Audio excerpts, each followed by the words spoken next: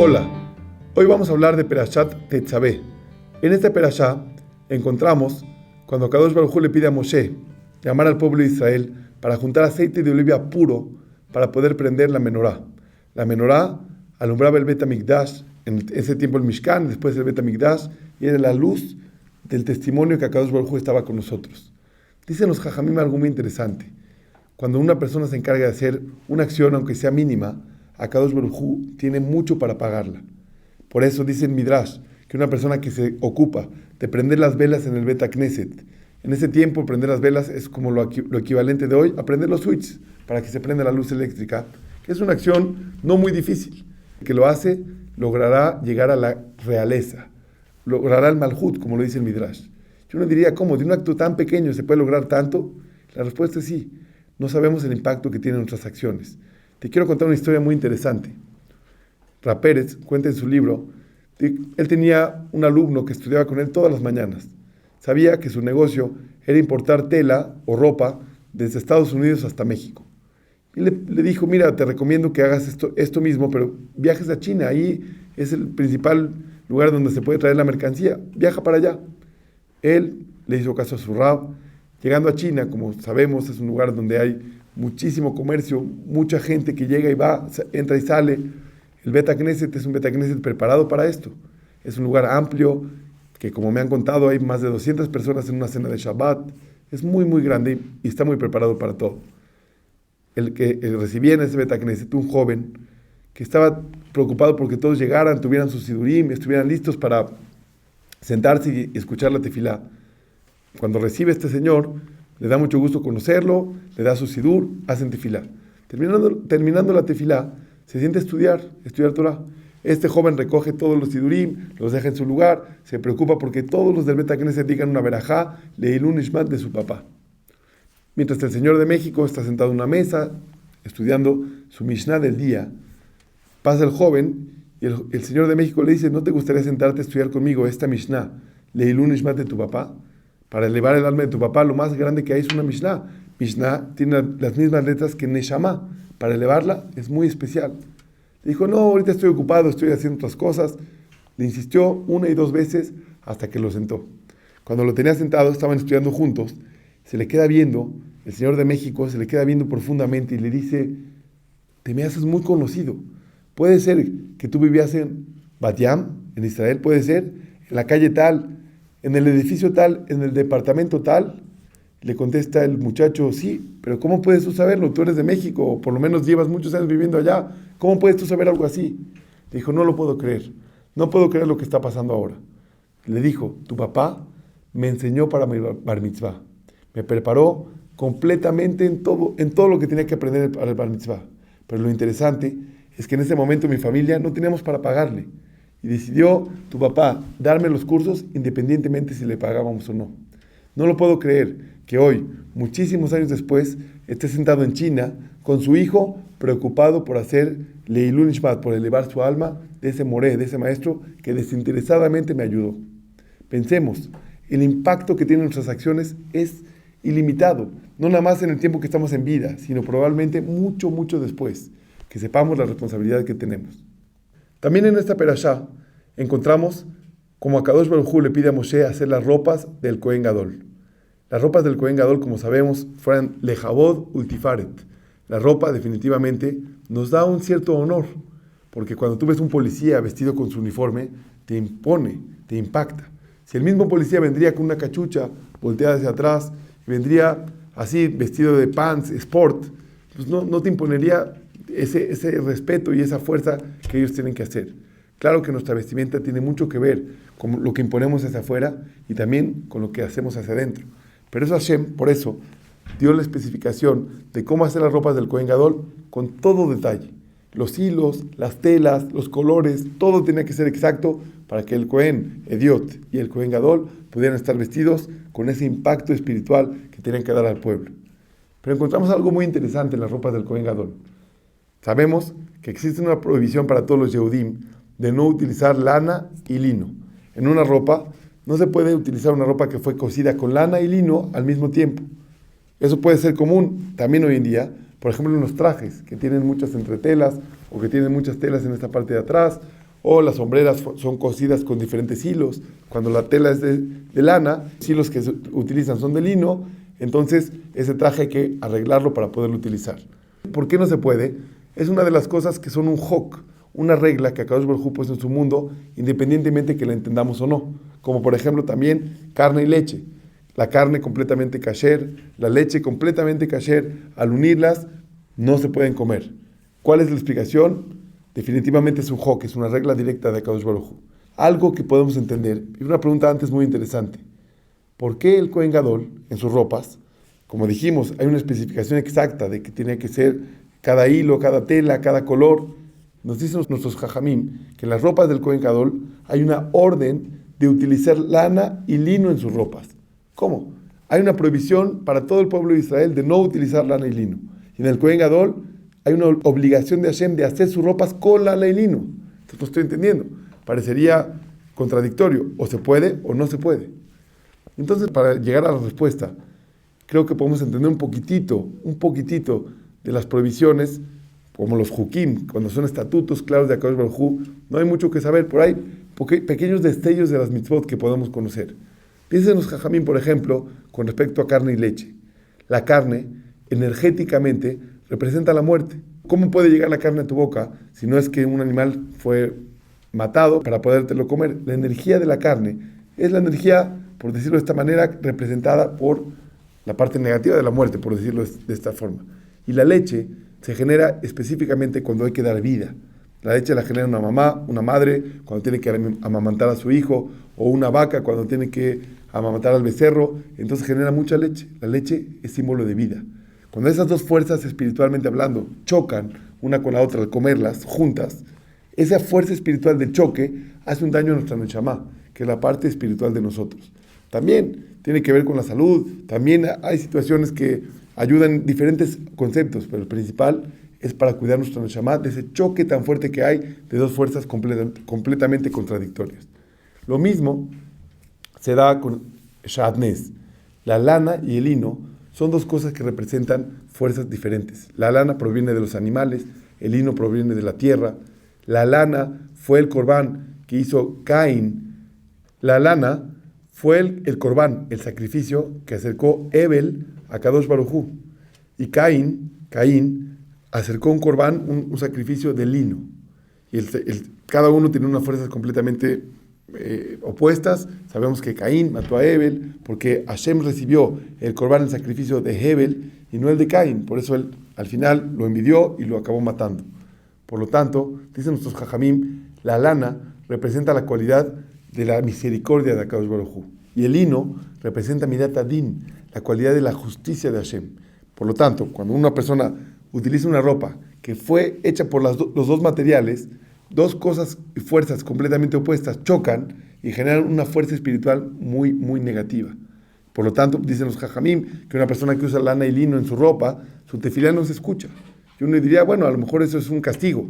Y la respuesta es no, es una consecuencia natural de haber chocado dos fuerzas y se genera como un campo magnético alrededor de esa persona, y eso hace que sus tefilot no se puedan escuchar.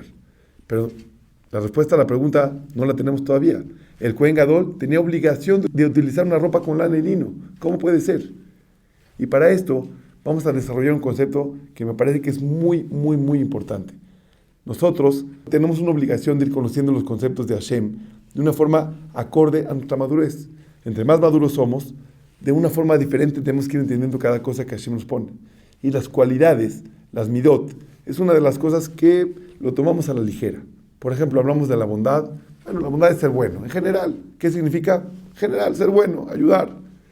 Hablamos de la misericordia, de la emuná, de la fe, de muchas cualidades que probablemente no hemos profundizado para entenderlas bien. El concepto que quiero darles hoy es un concepto que nos va a ayudar para siempre.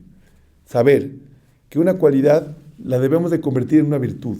Probablemente nacemos con cualidades, pero esas cualidades todavía no dicen nada hasta no convertir de ellas una gran virtud. Y quiero ponerte un ejemplo muy interesante. Abraham Avinu es conocido y reconocido como Ish HaChesed, el hombre de la bondad. Se representaba solamente por su bondad. Y lo recordamos así también, como llevaba su casa totalmente invitado, siempre su casa estaba abierta por los 4 puntos cardinales. Era impresionante la fuerza que Abraham Avinu imprimía en esta cualidad. Nosotros sabemos que Abraham Avinu fue probado con 10 pruebas. La 10ª prueba, la última, la más importante, para recibir el diploma máximo de Abraham Avinu, ¿cuál fue? Cuando Hashem le pide agarrar a su hijo, que 99 años tardó en tenerlo, tomarlo, llevarlo al monte, al Ara Moriah, para hacerle shejitá, para ofrendarlo ante Akadosh Baruj Hu. ¿Cómo? ¿Esa es la prueba? Sí. Cuando Abraham Avinu recibe la prueba, recibe la orden de Hashem, dice el pasuk, se paró en la mañana, Vayashkem Abraham Aboker, se levantó muy temprano en la mañana, tomó a su hijo para llevar a cabo la orden de Akadosh Baruj Hu. Eso definitivamente es en contra total de lo que significa bondad. Agarrar a tu hijo, la misericordia máxima que tienes es con un hijo. Sin embargo, cuando la orden de Hashem es clara, tomó al hijo y contradijo su cualidad natural que él tenía, y en ese momento se convirtió en Abraham Avinu. Como sabemos, Hashem lo llamó Abraham, lo que significa que el Abraham que teníamos pensado de él en el cielo y el de la tierra ya llegaron al mismo nivel. Se pudieron lograr emparejar. Abraham, lo que Hashem esperaba de él, se pudo lograr en este mundo. ¿Por qué esa prueba? ¿Por qué en ese momento? Porque entonces fue cuando Abraham Avinu le demostró a Hashem que toda su bondad no era porque era una naturaleza, no era porque una cualidad con la cual nació, era una cualidad que convirtió en una virtud porque la pudo limitar. Las cualidades, al limitarlas, las convertimos en una virtud. ¿Pero en base a qué las tenemos que limitar? En base a la orden de Akadosh Baruj Hu, en base a cómo Hashem quiere que llevemos la vida. ¿Qué es bueno y qué no es bueno? Lo que Hashem nos dice. ¿Y cuándo yo me tengo que comportar como bueno? Cuando Hashem me lo dice. Pero mi naturaleza es ser bueno, a mí me gusta dar, pero hay momentos en donde no se debe dar. Quiero compartir contigo otra historia muy interesante, de una persona que estaba, el Rab con él, hablando de cantidades muy, muy grandes de tzedakah para la institución del Jajam. Hablaban de millones, de mucho, mucho dinero, y se les hizo el tiempo para minjá. El Rab le pide, vamos a hacer minjá al Bet HaKnesset y regresamos. Cuando van en camino hacia el Bet HaKnesset, se acerca una persona muy, muy pobre, con muchas necesidades económicas, con esta persona pudiente y le dice, oye, ¿me puedes regalar 5 monedas?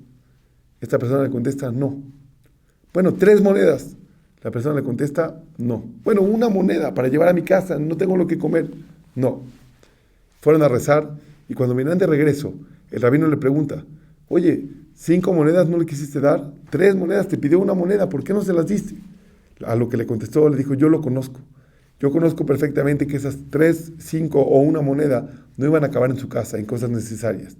Iban a acabar en sus vicios. Iban a acabar en cosas que yo sé que no lo sabe gastar. Por lo tanto, decidí no darle.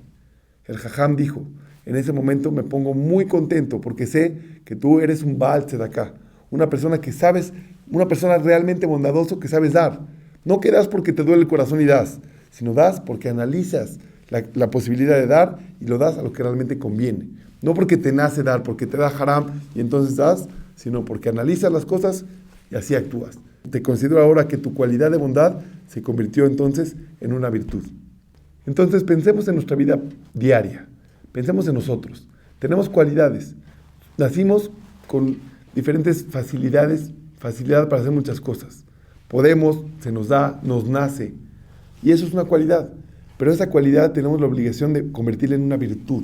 Una virtud es algo que esa cualidad la pudiste limitar a lo que Hashem considera que es bueno y entonces te elevas para hacer una virtud. ¿Cómo con esto podemos contestar la pregunta? La pregunta original o inicial fue ¿cómo el Kohen Gadol debe utilizar lana y lino y por qué todos los Yehudim no lo pueden hacer? Hay una prohibición de la Torah y sin embargo la misma Torah nos obliga a que el Kohen Gadol utilice lana y lino. ¿Cuál es la contestación? La respuesta es bien interesante. Dicen los Jajamim, el Kohen Gadol tenía un nivel espiritual muy, muy alto. Era el único que podía hablar casi directamente con Hashem. En el Kodesh HaKodashim, una vez por año, entraba ahí, hacía una tefilá muy, muy pequeña, y su nivel espiritual seguramente era muy elevado, mucho más del nuestro.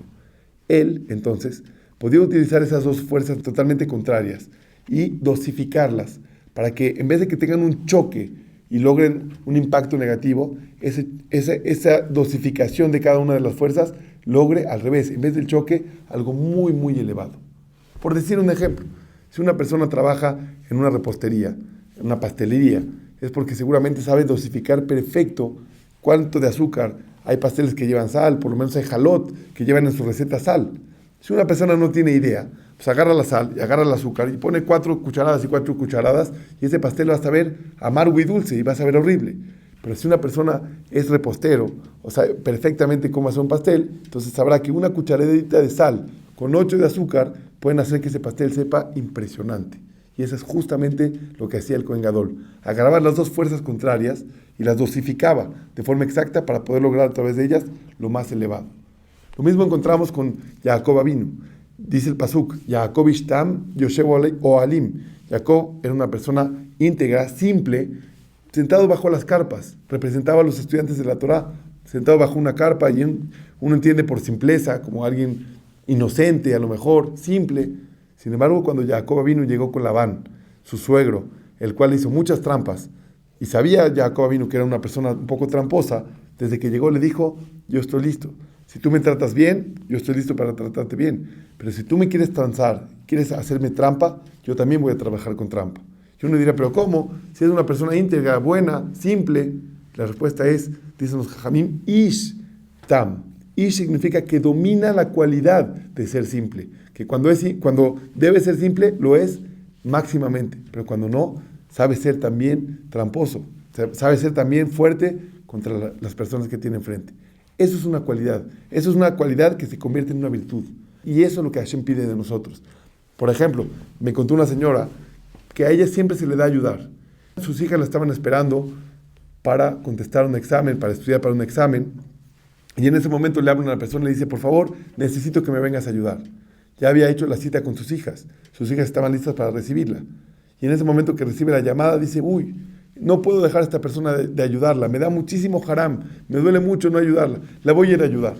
Le habla a sus hijas y les dice, perdón, no voy a llegar. Estudien ustedes, yo voy a ayudar a esta persona. Definitivamente es un acto muy especial, es un acto de gesed, de ayuda. Ayudó mucho a esta señora. Pero tenemos que pensar, ¿ese acto fue generado por su cualidad de la bondad o por su virtud de la bondad? Quiere decir, ella a lo mejor en ese momento probablemente podía limitar su cualidad de la bondad, de no poder dejar de ayudar a todos, porque ella tenía un compromiso con sus hijas. Y saber decir no en el momento correcto es cuando eso se convierte en una virtud, cuando es algo mucho más elevado. Cada quien pensemos en ejemplos personales. Tenemos facilidad para hacer muchas cosas, pero esa facilidad no es la virtud. La virtud es cuando podemos limitarla y ponerle a Kadosh Baruj Hu en todo esto. Eso le da muchísima fuerza. Y quiero terminar con una idea muy interesante que escuchamos en esta perashá en el principio. Hashem nos pide que busquemos aceite de oliva Katit Lamaor, que sea un aceite Shemen Zait Zach, del más puro que hay, AAA. Dice el Midrash, Katit Lamaor, el AAA tiene que ser para prender la menorá, pero para las menajot, que eran korbanot, sacrificios que se hacían con harina, y también se les agregaba un poco de aceite, en esos korbanot no se tenía que usar aceite AAA. Podía hacer aceite AA, un aceite más sencillo. ¿Cómo? Al revés. Si tú tienes un aceite de oliva caro, y tienes que prender la Hanukkah, y tienes que hacer una ensalada para tus invitados, ¿cuál vas a utilizar? ¿Para qué? Seguramente el caro lo vas a utilizar para la ensalada de tus invitados, y el que es un poco más barato, pues para prender la Hanukkah. Sin embargo, Hashem nos dice, no, para prender la Hanukkah usas el AAA. Para las menajot, que era un sacrificio de harina que llevaba aceite y después también se comía, en ese puedes utilizar un aceite más fácil, más sencillo. También aquí nos viene Hashem a dar un mensaje muy importante. Dosifica en las cosas, pon lo importante en lo importante. Cuando se trata de cosas espirituales, AAA en todo lo que hagas. Cuando se trata de Hashem, como la luz de la menorá que representaba a Kadosh Baruj Hu, AAA, busca la perfección. Cuando se trata de las cosas materiales, te puedes conformar un poquito. Puedes pensar que si no tienes el último coche, el último modelo de lo mejor que hay, puedes estar un poco más relajado, no pasa nada. Así tenemos que pensar en la vida, dosificar, pensar qué es lo que realmente vale la pena y sobre eso esforzarnos. Le pido Tefilá Hashem que estos conceptos queden en nuestro corazón y de esta forma muy pronto recibamos al Mashiach. Amén, amén.